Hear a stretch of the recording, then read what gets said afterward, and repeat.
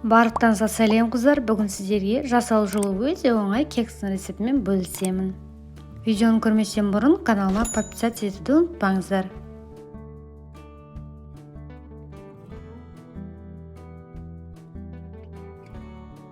Кексті жасау үшін бізге ең алдымен бөлме температурасындағы 2 жұмыртқа қажет болады.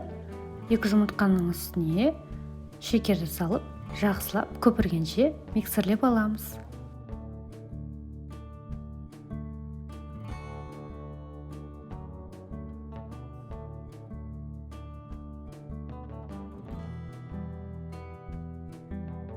Жақсылап көпіргенше миксерлеп болған соң, еріген сары майымызды салып, осындай кондитерский лопаткамен жақсылап араластырып аламыз. 1 шай қасық разрыхителмен електен өткізген ұнымызды жақсылап араластырып, аз-аздан салып, лопаткамен жақсылап араластырамыз. Бізге миксердің қажеті болмайды. Бәрін осылай қолмен араластырып аламыз.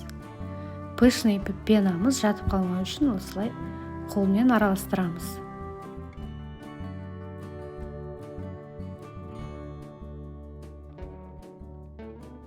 Міне біздің тестамыз қою әдем болып шықты. Енді арнайы кекстің қалыбын майлап шығамыз. Майлап болған соң аздап ұн сеуіп жібереміз.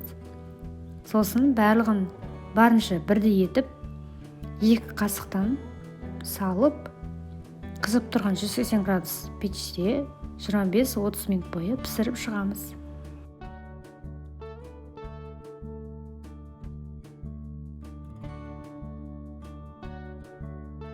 Міне қыздар, біздің кекстеріміз осылай болып пісіп шықты.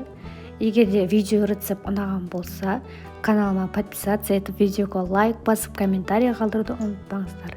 Барлықтарыңызға осы рецепт бойынша жасап көруге кеңес беремін. Ас болсын!